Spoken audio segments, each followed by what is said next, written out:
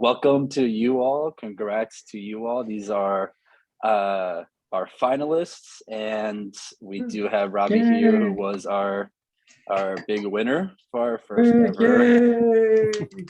Hell yeah, hell yeah. So welcome. Congrats. Hello. It's actually super awesome to actually sit and talk to you all and meet you all. I feel like I've emailed you all a million times. I've commented and talked to you on social media nonstop for days and days. So it's cool to see all your faces and actually get to meet and chat. I'd love to start with some intros in the group. I'll start. My name is Nawel. We can talk about like where we're from, who you are, and as far as like right now, this moment, if you had to pick one of your favorite, either comic books, TV shows, movies, some piece of content that you would want to tell someone about this moment. And we'll start off with that. Like I said, my name is Nawel. I'm originally from Argentina. I am a co-founder here at Negative Space. I'm currently in New York City. I've been living here for 7-8 years this time. And my favorite piece of content right now, I finally got a chance to catch up and read Time Before Time. I remember I read the first issue like months ago when it came out. I think it was almost 6-8 months ago at this point that it came out, but I've been finally able to catch up with it. And Time Before Time is like one of the coolest comics that I've read in a really long time.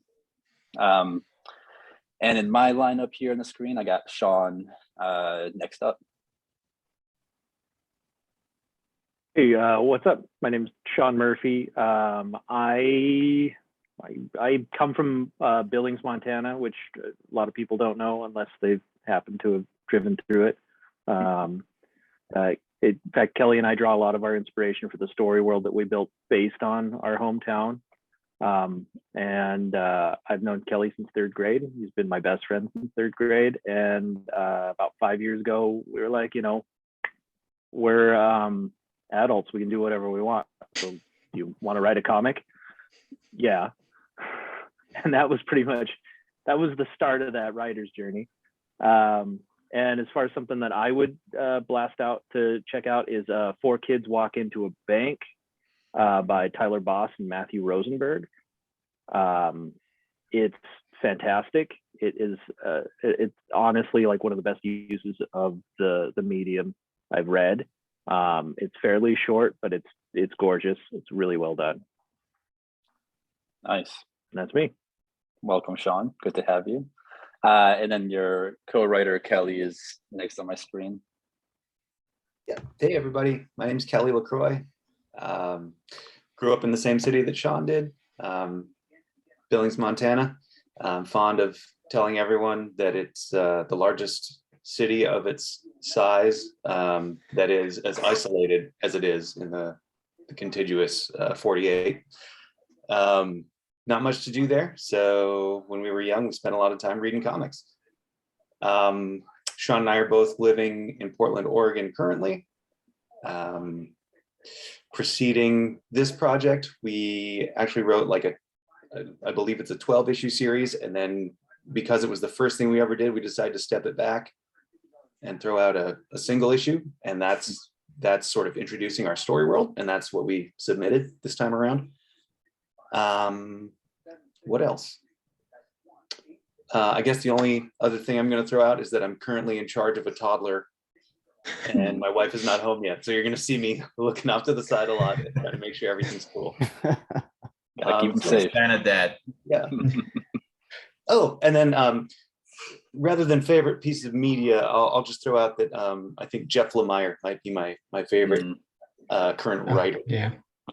Something about the way everything's sort of like blasted out and skeletal, and something about the slight air of hopelessness I can relate to the plains dweller. Something about that Midwest thing that he's got going on. So I'll pass that to somebody else. Nice. I will say I just read May's book by him, and it was an awesome way to use the comic book format and in general, but man, it's just so sad. You really have to be in a certain mood to read it. Even in the end, like it's like you get like a little glimpse of like happiness for this character, but at the end of the day, he's still sad. But yeah, he's an amazing writer. Welcome, Kelly. It's good to have you. And Brennan, you're up next. Oh, hey. Well, I'm Brennan Knight. I live in Maryland. The piece I submitted was Trench Stalker, which is a World War I slasher horror story. Which I had actually, it had been an 8-page short that I did. And was selling it for like $1 or $2 at cons and stuff. And then I had always planned on expanding it. So this just so happened I was working on expanding out the first issue when I heard about this competition. So I was like, oh, perfect timing. And far as like a comic, well, I hate to steal Kelly's bit a little bit, but Jonathan Hickman is my favorite writer. And I was just got done rereading the omnibus versions of his Fantastic Four, which was just so good. So, but other than that, the thing that's newer that I'm reading, Echolands by J.H. Williams III, that is insane. And I have no artistic ability whatsoever, but I still find it a bit insulting that he draws these crazy images with just like kind of freeform. Just he like freestyles like these crazy images like with like very little planning. And I was like, when he wrote about that in a Batman anthology he was a part of. When I read that, I was like, no, that's impossible. You can't just like freestyle this. This is insane. Like, so yeah, Echolands.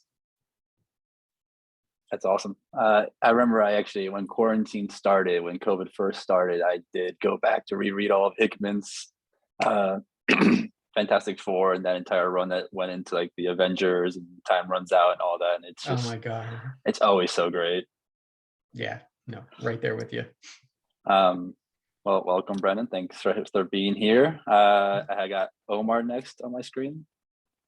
What's up, guys? I'm Omar Morales, originally from Oakland and living out in the suburbs near Oakland now, where I live with my family. The project I submitted is called Major Tomas. It's a Latinx hero-led sci-fi story about a young man who aspires to become an astronaut and gets lost in space. And I take a lot of pride in creating that book because I'm exclusively working with Latinx creators. So everybody who touches that book, art, colors, letters, graphics, is Latino or Latina. So that's the scoop on that. And then in terms of content, I'm going to switch it up and go out of comics and go with a TV show that just completely blew my mind, which is called Station 11 on HBO. I think it's like 10 episodes, and it's based on a fake graphic novel. So the entire universe of this show is based on this graphic novel that doesn't exist. And by the end of it, you're like, I want to go buy that graphic novel. I want to touch it and feel it and read it and lick it and smell it, but like it doesn't exist, which to me is positively fascinating. But it's so multi-layered and nuanced and absolutely mind-blowing. It's based off of a regular novel. So I did go out and actually buy the full novel just because I was so enraptured by the storytelling, which is amazing. So highly recommend that if you like fake graphic novels that don't actually exist. Enjoy. Sound like all of mine. Oh man, that's awesome. I'm gonna add that to my list for sure. I've been trying to figure out a new show. Oh, dude. Well, welcome, Omar. Thank you for that recommendation. I'm gonna go in on that. Next up, and I don't know if it's Danielle or Daniel, but you're up next. It depends on whether you're addressing me in Spanish or English at this point. Got it. Hi, everybody. My name is Daniel Di Calvo, writer, editor, comic book geek, bookworm. Originally from Havana, Cuba. I moved to the United States around 3 years ago. Been living in Philly ever since. getting fat on cheesesteaks, you know how it is. So my script is called On Rotten. It's a deconstruction of the zombie genre. It takes place 5 years after the zombie apocalypse. All the zombies go back to being regular humans. And it's about how they had to reintegrate into society after having gone through like being sick and had like basically destroying the world and just coming back to being regular humans with no recollection of what they did as zombies, and then having to reintegrate into society as unrotten people.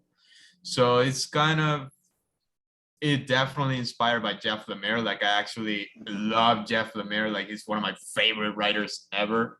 So I was very happy that you mentioned him. And yeah, I'm just excited to be here. Let's see, Piece of Media Saga came back finally. I've been waiting for that. Oh, gosh, when was the last time a chapter came out? I can't even remember what the last issue came out. I bought the compendium, like this gigantic book, just because I wanted to reread it all again. Let's see, Saga, Deadly Class is about to end, which is another amazing book by Rick Remender. And the Peacemaker show, of course, because, who doesn't love, Trailer Park Captain America? Like you just need that in your life. It's awesome. I've been meaning to watch that show. I feel like it's a fun one, but I can't find the time for it right now. I need to make the time for it. Trailer Park Captain America. That's a good way of putting it. It's the most accurate depiction, like literally. That's hilarious. Well, thank you for being here, Daniel. And then last but not least, we got Robbie. What's up? I'm Robbie Melendez. I go by Raw. The script I submitted is Rocket Punch Susie 4884AX. It's a Latin inspired cyberpunk sort of story. It's about this former, it's very big in scope, which is dumb. And I have to do it now, which is like the hard part. But she was a former robot fighter, and she's kind of washed up working for a gang. And she comes across this glove possessed by 3 spirits and winds up getting framed for murder. So she has to kind of unravel this mystery that kind of gets deeper and deeper, and gives you a look at the bigger picture of the world it all takes place in, as well as kind of her personal life and her past. As far as stuff I'm into, I'm coloring my uncle's comic right now, so I don't have any time to really watch anything. So usually what I have up is I've been binging for years off and on, but I'm watching Naruto Shippuden. And nice.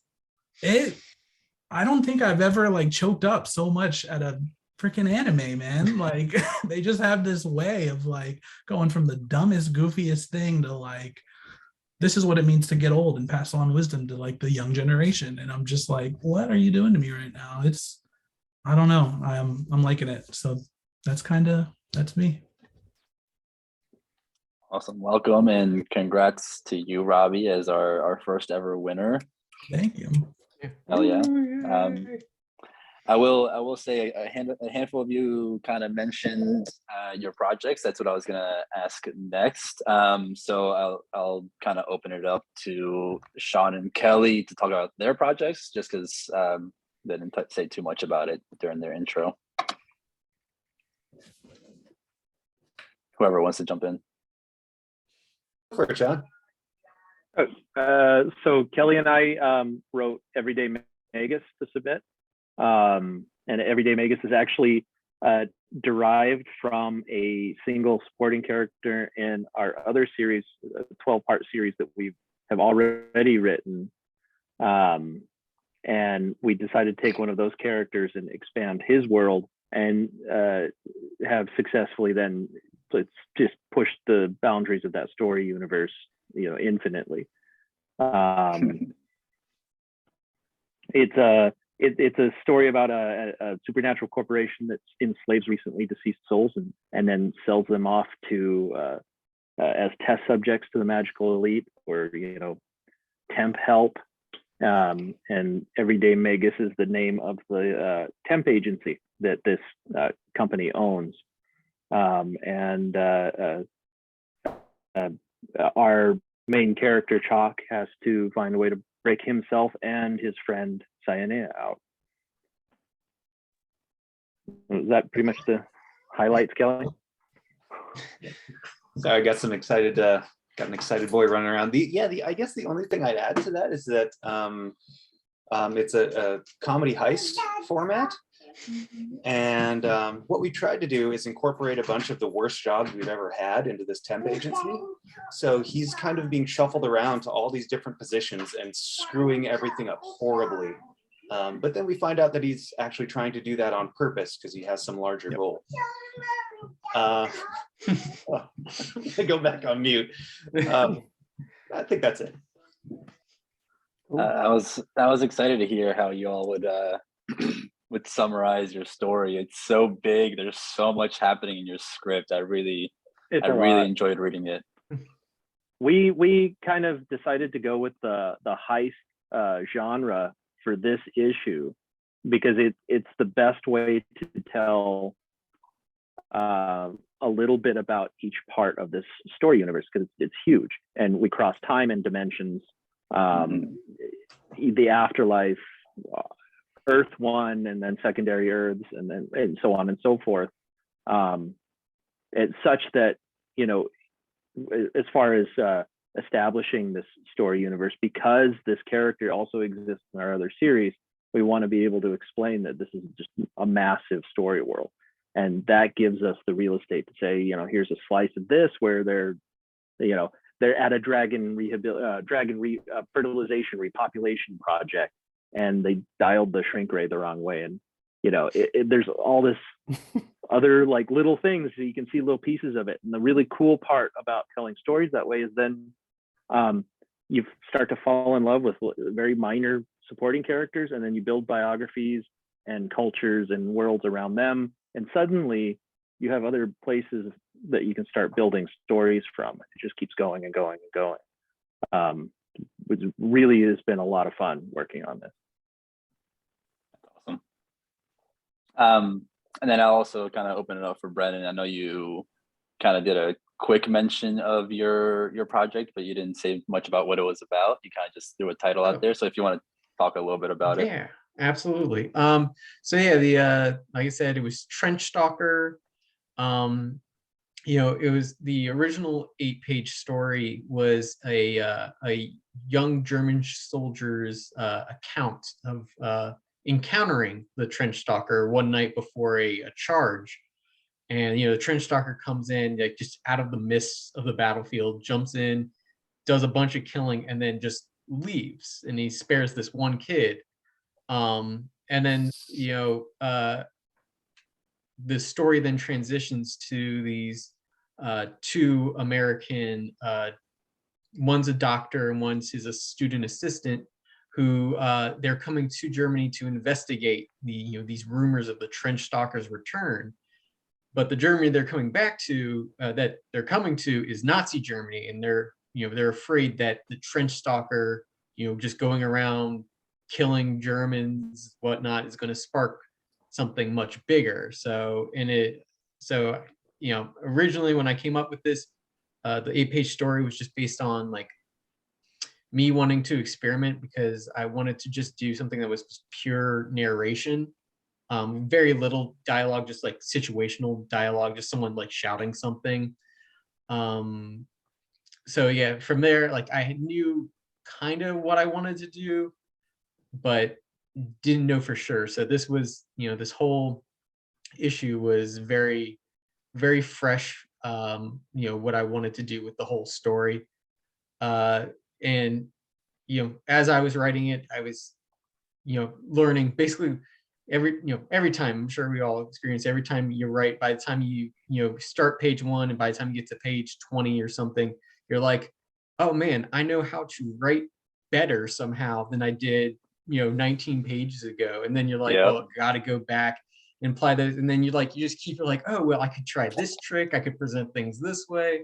So this was very much like that. By the time I reached the end, I was like, well, what if the pacing was like this? What if do I really need 5 panels, maybe just one big panel, or vice versa?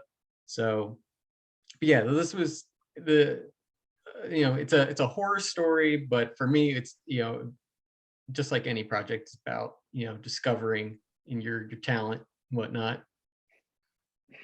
It's awesome. Man, yeah, I would say I went through, and it was a very long December for me since when the competition closed, because I spent weeks reading every project that came through our competition. It was a lot of time, but I loved reading all of these scripts. Y'all's really stood out, and honestly, I feel like being able to read all these scripts, it's so inspiring just getting to see people's way people think about stories, the way people can tell them in different ways, find certain stories that I would think have been told a million times, but find new ways or find cooler ways or whatever it might be. So yeah, I always find that very interesting, being able to like just kind of see how people think. And I'm actually curious, I will go around again and just kind of hear a little bit about the writing journey for everyone.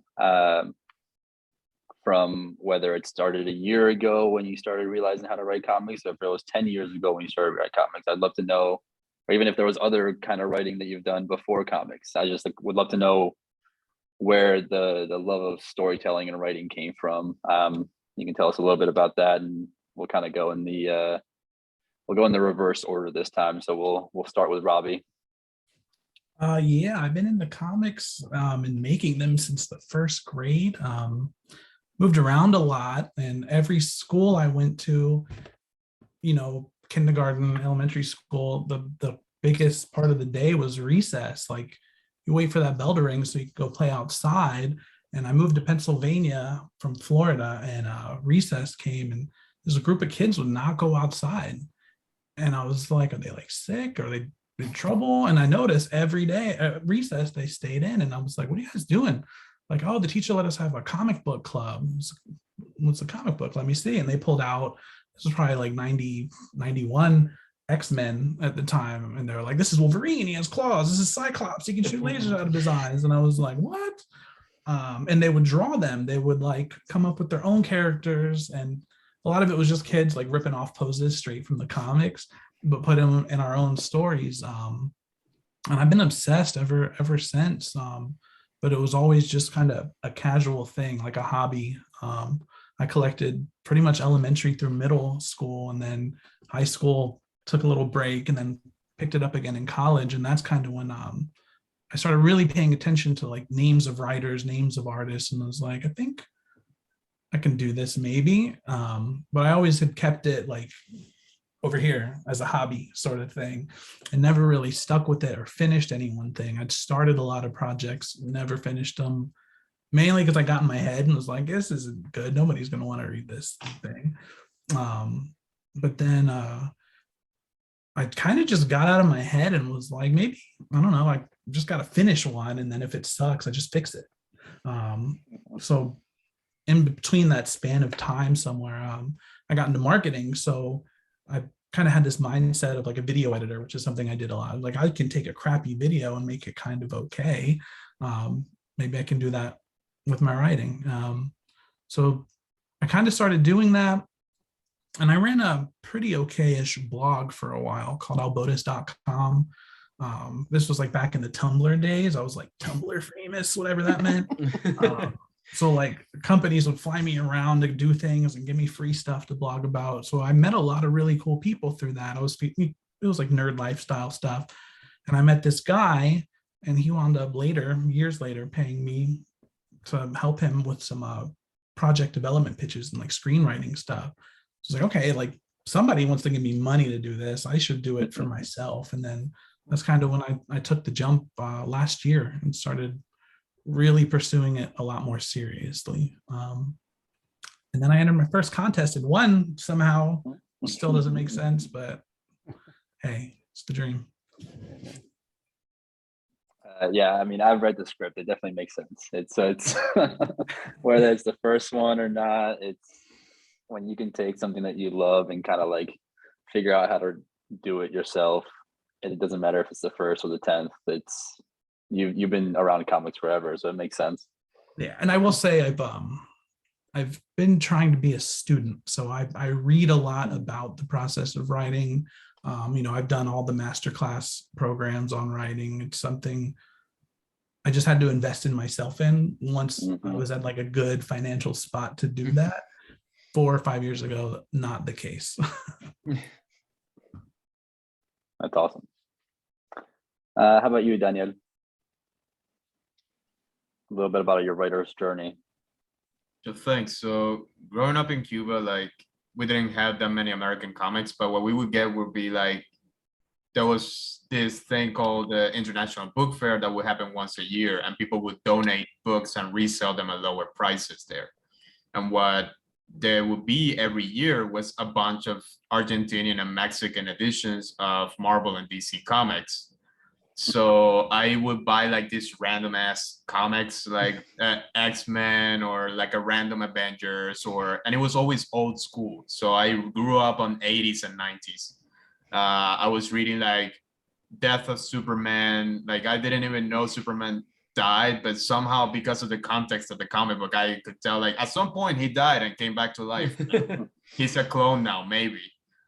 Some like Spider-Man clone saga, the Jim Lee X-Men. So, like I grew up with that.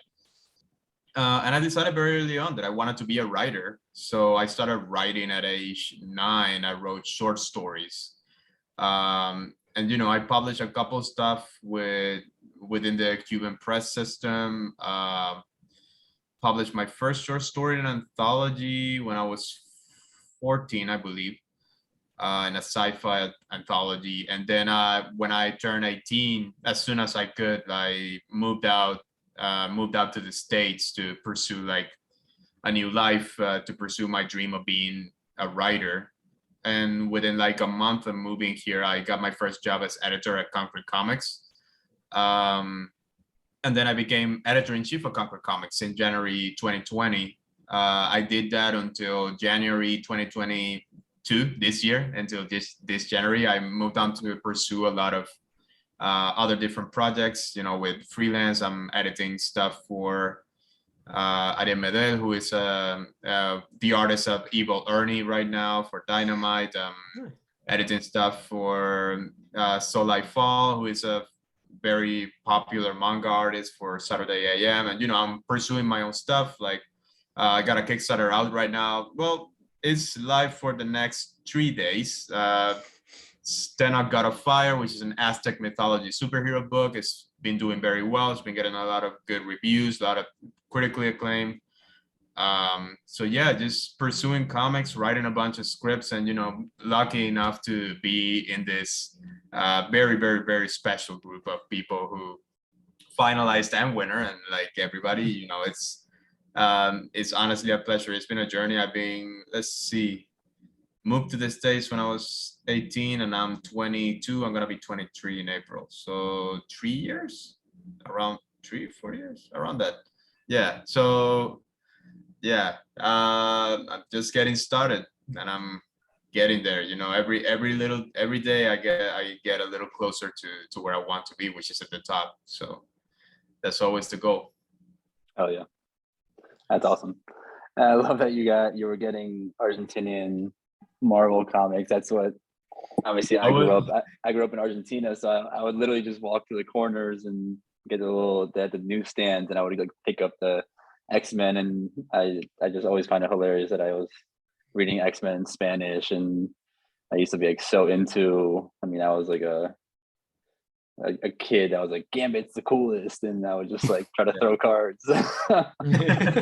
But yeah, that's awesome.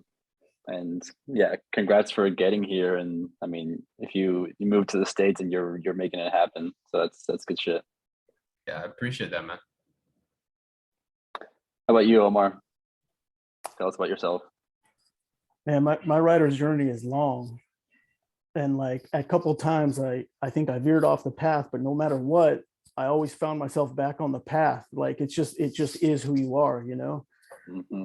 When I was coming up here in the suburbs of Oakland, going to parochial school, I didn't know any English when I started. I didn't have preschool. They just threw me right in. And the nuns were like telling my parents, yo, you gotta immerse this kid in English or he's never going to have a chance, right? And we can see he's smart, but he's never going to have a chance.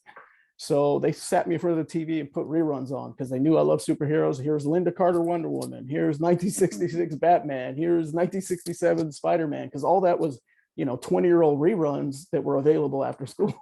And so I was totally into it. Then coloring books, and then comics when I could read. And then that helped me learn English, right? So this whole immersion into the culture, which I was foreign to, comics was the gateway. And in high school, I ended up in a journalism class on accident. I wanted to quit. The teacher said no. He forced me to write, and I ended up doing newspapers. And then in college, I studied radio and TV, and then I actually did that. I was a TV reporter, editor, cameraman, producer. Like in a small market, you do everything, right? So I went around having adventures around the country for a few years, working small market TV, and that's how I learned framing, right? Wide shot to establish, then your medium, then your close up, pacing, how to use audio and natural sound to supplement interviews. And so all that came into play in terms of writing comics. And I was like, okay, I know how to visually tell a story with pictures and sound. I just got to translate that into a comic script. So I taught myself how to write comics with Jim Lee and Frank Miller's annotated All-Star Batman, because the full script was in the back. And I was like, wow, Frank Miller's giving directions to Jim Lee, and he's so detailed. Like every panel description is like a work of art. And I just studied the crap out of it. And then I just started writing my own comics and did a couple of them over the years. But by the time I got to Major Tomas, I was like, I really want to tell something very deeply personal, right? That is just dripping with me and my journey as a human being and the lessons I've learned. And I want to just dump my soul into this thing. And that's what I'm doing. And it's very gratifying. And I keep telling myself, if this is the last project I ever do, I'm going to go out with a bang and do it my way and to put something out there that I'm super proud of, that I think people will connect with, because the authenticity will just jump off the pages. But listen, it was sitting in my head for years and years and years. And I was editing the story in my head for multiple years. And then COVID came around and I was like, oh, I have time now. I'm going to do this. So I outlined the 100 pages and I was just banging out 10 or 15, a week. And that felt so glorious, man, because I had the time to invest and to do it right. And I'm still tweaking it and editing it over and over and over, even as we speak. But one hack I want to share that I do to myself to force myself to finish a project is I find a big name artist and I pay him top dollar to do the cover art, even though I haven't written anything yet. And that forces me to say, look, it's here, it's staring you in the face, it's real, now you got to finish it. And so I put the cover art in my phone, and so it stares at me every day. When I lock my screen, there's my cover art, and it forces me to finish. And so this was drawn years and years ago by Renee DeLiz of Wonder Woman fame from DC, and it's motivated me to stare at this thing and stare at my phone to finish. And so now that's what I'm doing is I'm finishing. And like I mentioned before, I'm doing it with all Latinx creative people. And it's incredibly gratifying, and just grateful for the opportunity to have submitted it to Negative Space and to be in the room with you all. I love that trick of yours. I'm gonna take that for some of my projects that I know are sitting on my hard drive or on a folder on my desktop. I'm like, cool, let me throw some money at it now, and it's gonna make me write it. Absolutely. That's brilliant. Absolutely. That's brilliant. And I will say, I also had to immerse myself in media when I first moved to the States. I was 10 years old and I just sat in front of the TV and I watched Simpsons and Friends. And in one summer in Maryland, I learned how to speak English fluently just by watching that shit every day. Yep. It really works. Awesome. All right, Brendan, how about you? So writing has always been, let me rephrase. I used to use writing as a kid to help me do like basically schoolwork. Like I actually had a teacher that for like in 4th grade, I think it was, like for English lessons, to help me focus, he would allow me like kind of ignore whatever was going on. Like, hey, just write write a story or something. So that would help me just practice writing, just making letters, the handwriting speed and all that, just to stay active and whatnot.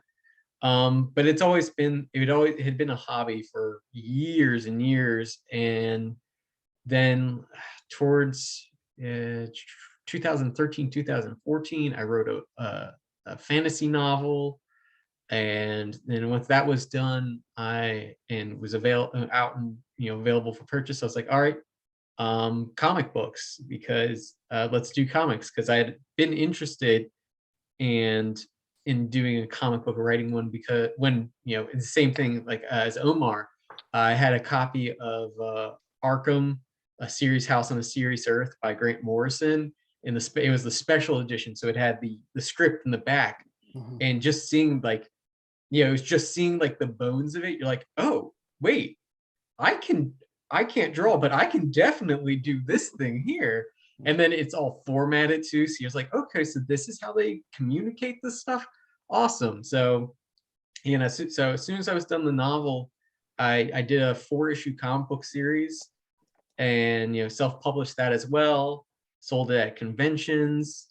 And then after that was done, it was I had a bit of like a listless moment where I was like, well, what do I do now? And it was actually Trench Stalker and another story I did, Echoes Among the Stars, where I was just like, I had like a concept. I just, Trench Stalker was much faster, where I was literally, I sat down and I like came up with this idea, or wrote out the narration, and then went back and wrote panel descriptions and everything for it, and figured that out. And then Echoes Among the Stars was a little bit slower process, but had to, didn't strike me as much as lightning, but it was nonetheless really good. It was a finalist with Platform Comics short story competition. Nice. So that was a real good ego boost, where you get that and you're like, oh, people like me doing this. Okay, I guess I'll just keep doing it. I was gonna do it anyway, but all the more reason now. Then after that, I worked on wrote the script. You write scripts, and you're like, oh, I'll get to that someday, and then you write another one. You're like, okay, wait, hold on, I got this other idea. So I actually had to come up with like a list where I'm like, okay, I can like jot down ideas and everything, but these are the projects I have to focus on. So I've been making my way through those, and one of them I'm actually prepping to do a Kickstarter on as well. So it's been really cool. It's as I describe it, it's Dragon Ball Z if it was published in Heavy Metal magazine. Oh, So cool. yeah, so that's what I'm currently working on. Yeah, it's been real good. It's I feel like comics are the way like my writing comes out of me. It's just very like my I'm not going to say my soul, but yeah, my soul. It's the soul of my creativity is just comic books. So yeah, it's been a fun venture, and can't wait to keep on doing it. Oh yeah, that's awesome. And your next project sounds like something I definitely want to check out. Yeah. Grew up on Dragon Ball as well. That was one of the Oh my few God. animes that made it to Argentina, so I was watching that also in Spanish. So it's like weird I tried rewatching Dragon Ball like a few like probably months ago, and it's like either in English or with subtitles, and I was like, I just need it in Spanish. These aren't the voices I'm used to. I remember the first time I saw Dragon Ball Z, it was a random episode. I had no idea what it was, but it was, the first time Goku and Vegeta fought. And I was like, this is the coolest thing in the world. And then that was just like channel hopping at like my grandmother's house. So of course the channel numbers are all different. I have no idea what channel I was watching or what the show was even called, but I was like, that was the coolest thing ever. And then when I found it later, I was like, it's here. I got it again. That's awesome. That's amazing. All right, so let's hear from Kelly. Tell me about your writing journey. Sure. Well, So you'll get, I think, half of the story by listening to me, and then Sean can kind of. I don't know if I swoop should around. ask for you together or separate. I'm assuming you all have your own journeys, so I'm gonna hear it Yeah. separately. Well, so I guess the reason I say that though is just because I think it's what interests me most about what we've been doing, I guess, is that we're a writing collab. So I try not to get too into your story, Sean, so you have plenty to share. But I will say that we both started off loving comics in third grade, and we bonded over that. But we've always had very divergent ideas about what we like. So I think we gravitate toward different things completely. Like I started off as a Marvel kid, and I first wanted to be a comic artist. And so I was like always drawing up until like 7th or 8th grade, probably about 8th grade. Just drawing comics all the time. So I started off Marvel because I love the more character-based stuff, I guess. Stuff I felt like I could relate to even at that young age. And then Image hit like right around 5th or 6th grade, and so wanting to be an artist, that was like so flashy. I was like, oh whoa, this is amazing. So I veered toward that direction, and Sean veered toward the total opposite direction. And so as we grew up, it was always kind of the same thing. Like we were always into similar things, but that were divergent. So I got really heavily into music, and Sean got really heavily into film. And so I kind of put comics down for a long time, and I was really focused on music, and I wrote music. So I, chords and lyrics for like 20 years or something. I was doing that. And all the while keeping like poetry journals and then idea journals. Every now and then I do short stories, wrote articles for some small time like punk publications, and then did like punk zines. And so then when we both moved to Portland, I right after him, we were hanging out and we were talking comics, and just thought, man, we should give this a shot. And that was about 5 years ago. And so to bring back what I was saying about how we have these different ideas about what we like, what's so fun about working as a duo is that we're constantly having to we're not fighting, but we're constantly disagreeing about stuff, and it's really great, because I think if either one of us were doing a story alone, it would not be as dynamic as what we're creating now. And I think what we're doing now, the tone of it so far is just sort of anarchic and berserk and weird, and I'm feeling like that's going to be our thing. And then the other cool thing that I think maybe I'll say before I pass on to Sean is that to build on what he was talking about how we've created a story universe, and then by focusing on different characters, we open that universe up a little more. In doing that, I've sort of realized that we can have any kind of story we want. So plans for future stories are all set in this same universe, where we're able to just branch out and tell whatever kind of story, whatever sort of genre we're looking at. Sean's already working on a horror story. We've got our main story. I'm trying to think of like some more like literary fiction type things that I might be up for doing. And it's just like we can branch out anywhere, I think, or at least I hope that's where we're heading. So yeah. Very cool. And Sean, the other half? Yeah. It's kind of been like that for a long time. Let's see, I'm 41 now. We met when we were 9. So it's what 32 years. And we met like first day or like really early on in 3rd grade, and immediately started getting into comics. And I also wanted to be an artist early on. That was like the childhood dream that we joke about this a lot, but we really were kids being like, we're going to draw comics and we're going to be millionaires and we'll live together in a mansion. Da, da, da, da, da. And it's super hokey, but it's true. And then we even had a friend who was just the biggest nerd, and he was super into like Punisher and stuff, and he hated that I loved Superman.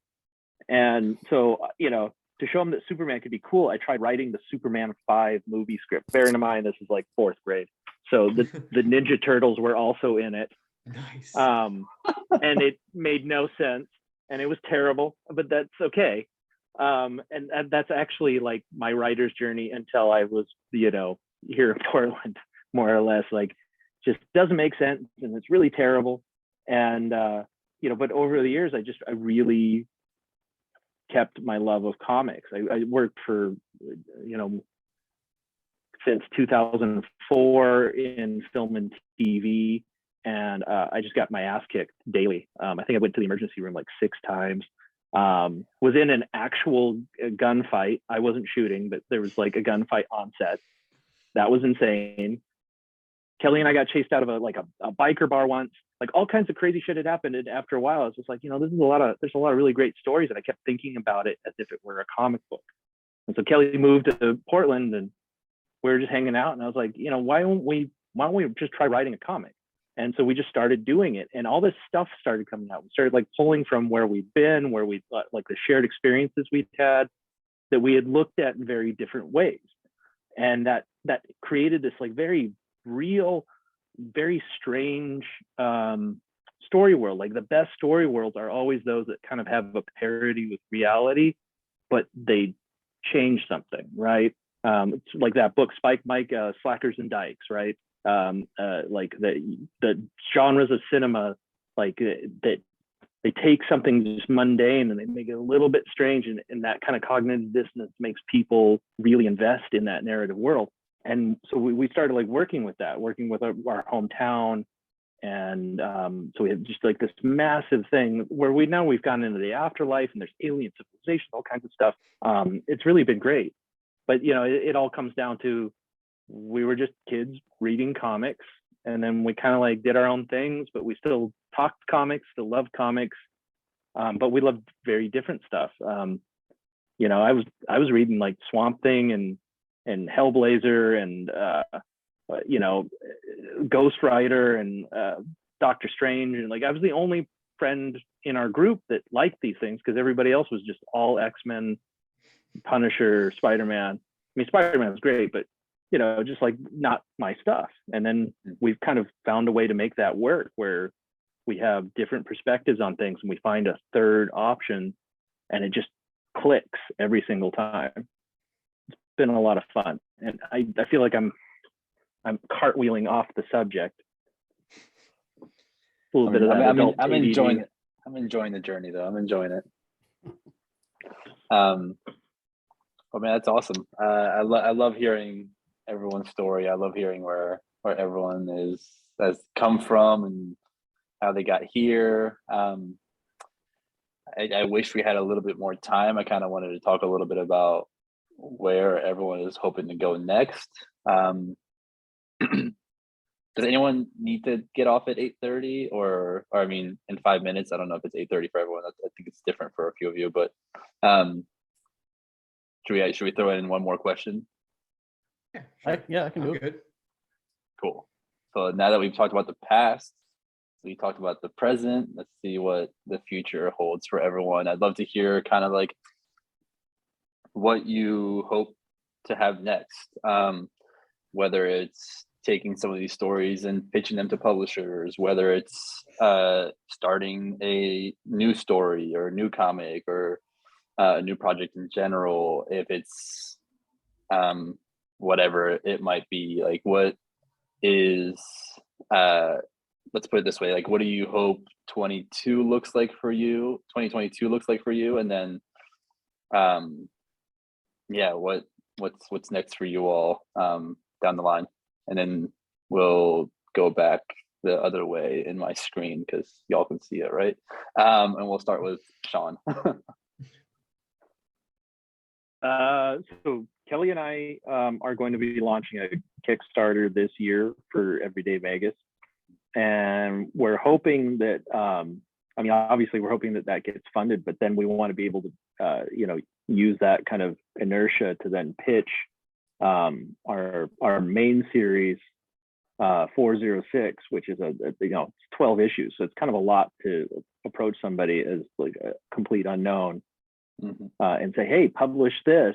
But the story itself holds itself really well together, so it'd be great, no matter how the next steps play out, if we can continue to work towards being professional comic book creators and just make that the thing, because really there's room for everybody in comics. The more that we have dedicated ourselves to comic books, the more the industry just kind of keeps opening up for us. Like, we just keep meeting people, and they're just always so happy to share information and they're always so kind. Film is not like that. Like, some of you guys know, like, you work in the business. It is not like that. Everybody's just kind of like feeling, they hug you to feel where the knife goes. Comics so far has been very welcoming, and I'm super grateful and happy to be here. So that, for me personally, I want to be able to continue doing this. I'd like to be able to do it full time. Awesome. And I mean, definitely let us know whenever Everyday Magus goes to Kickstarter what the next thing is, because we'll do what we can to share that out with everyone that we know. So definitely tell us when that happens. We'll share it out for you all. Much as well. Appreciated. Yeah, of course. Thank you. And Kelly, I don't know if you have any additions to that or your own future plans other than what Sean just brought up. No, I mean, those are our immediate plans. And then as we go along, I'm sure we're going to pick up, oh, I've got an idea for a story, and then just keep rolling and keep rolling and keep rolling. That's how it's been so far. That's awesome. How about you, Brendan? I know you mentioned another project that you wanted to start. What else does 2022 hold for you? Yes. So this Kickstarter, I'm hoping to get off the ground, and love for it to be successful. I mean, who isn't wishing for a successful Kickstarter? But yeah, because I have plans for more parts of the story. I have all these, I have like 5 other stories that I want to get to before I try to tackle anything else. And I mean, it's like Sean and Kelly said, we're doing this because we want to do this and would love to keep doing it. It was funny because just the other day I was thinking about how when I first kind of started writing my very first comic book series, I was like, man, I would love for this to one day just turn into like a job at DC or Marvel. And while I would still, like, Ghost of Stan Lee comes knocking at my door offering me a writing job, I'd be like, yeah, I'm there. It's funny because now it's like I would love just to be able to write my own stories for the rest of my days. If I could do that, and the do that comfortably, and the price was I never had a chance to write at Marvel and DC, I would sob at night, but in the morning I'd be just elated. That's great. And obviously we'll say the same for you. Like, whenever you mentioning another Kickstarter, obviously just maybe start on a note. I feel like I'm going to start like monthly shout out newsletter emails. I'll reach out to you all the week before I write it, ask you whatever you want to shout out in that email, and we'll shout you out, whether it's a Kickstarter, whether it's a project, whether it's new art, whether it's new project, whatever it might be.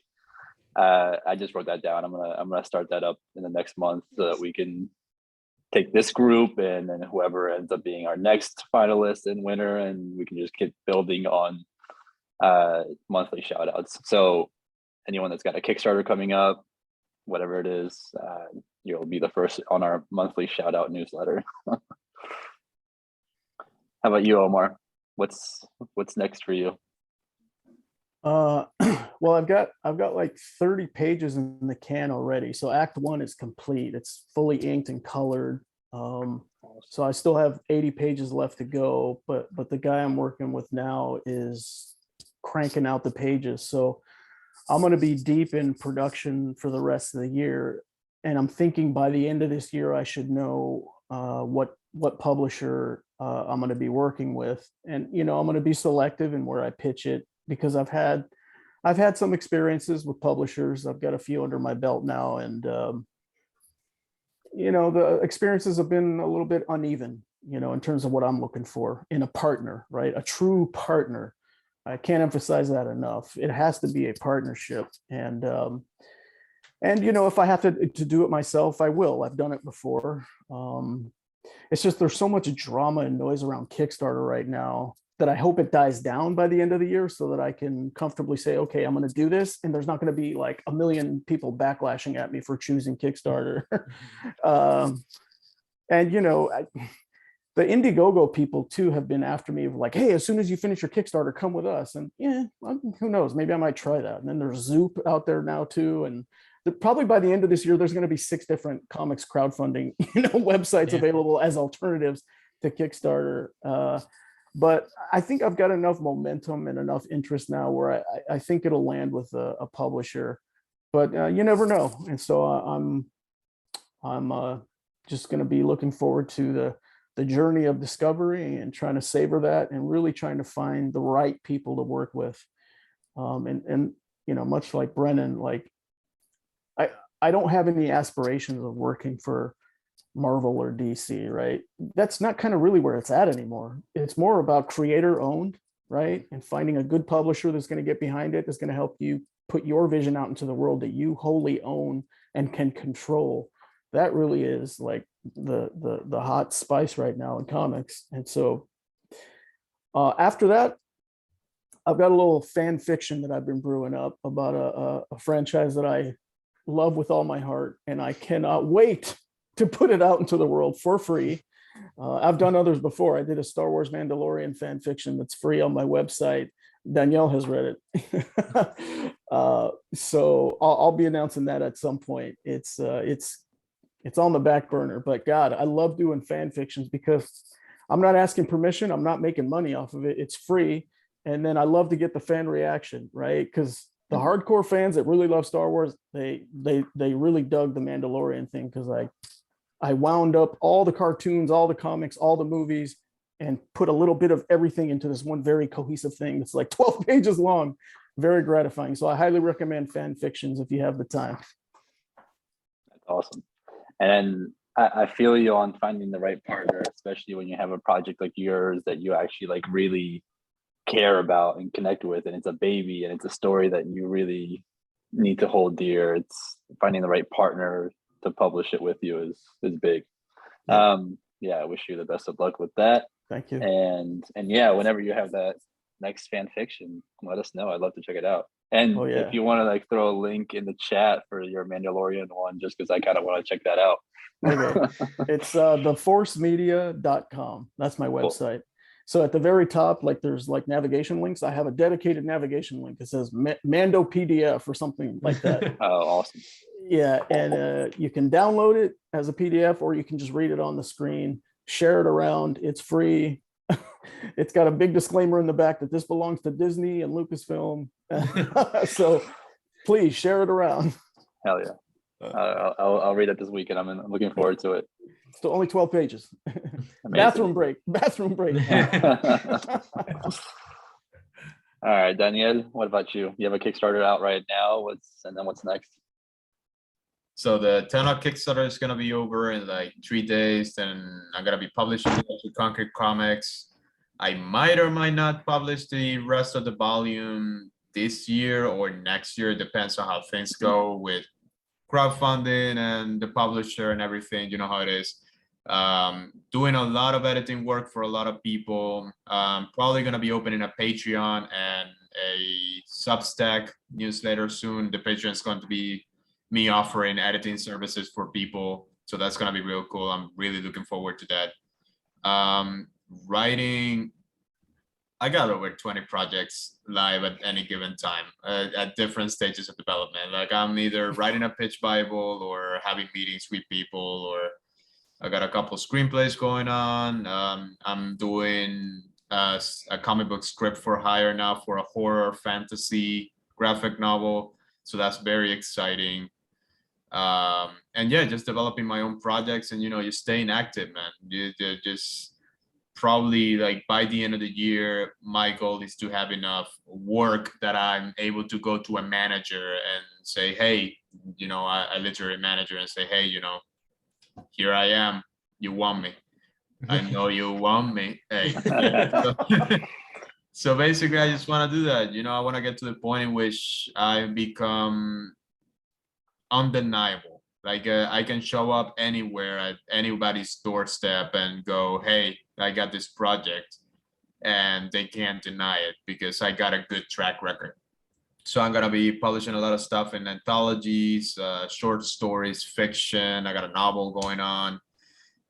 So yeah, I just want to get to that point. Everything that I do is to get to that point in which I always say that when you're a creator, you have a ratio, right? So you're going to have, out of 10 projects that you're making, only one is going to come out. So the goal is to little by little increase that number from 1 to 2 to 3 until out of 10 projects that you're making, 8 get done. I don't think 10 is possible for anybody. Not even Steven Spielberg can do that. But maybe like, Jeff Lemire, he's constantly working and putting shit out. He doesn't stop. Yeah. But that's the plan, just growing and getting a lot of gigs, doing a lot of gigs, publishing a lot of stuff, and just nonstop work. Awesome. Love to hear it. All right, again, last but not least, Robbie, what you got going on next? Yeah, so I mentioned I'm coloring pages for my uncle's comic. It's called Ant Farm. He has been working on this for like 20 years. So some of these pages are really old. They're from like actually 20 years ago. So he scanned them in. I've been cleaning them up. He's going to take that to some publishers. I'm committed to the first 3 issues. And then I'm going to just try and hone my craft with writing and art. I'll be drawing Rocket Punch Susie. So once the script is done, it is on to the fun part. And one of the things I'm doing, I'm part of this online community called entervoid.com for artists. It is comic book battles. You come up with a character and an intro story and a character sheet, and then anybody can challenge your character. So that's actually where Susie started. And then I put her in this other script I kind of already had written.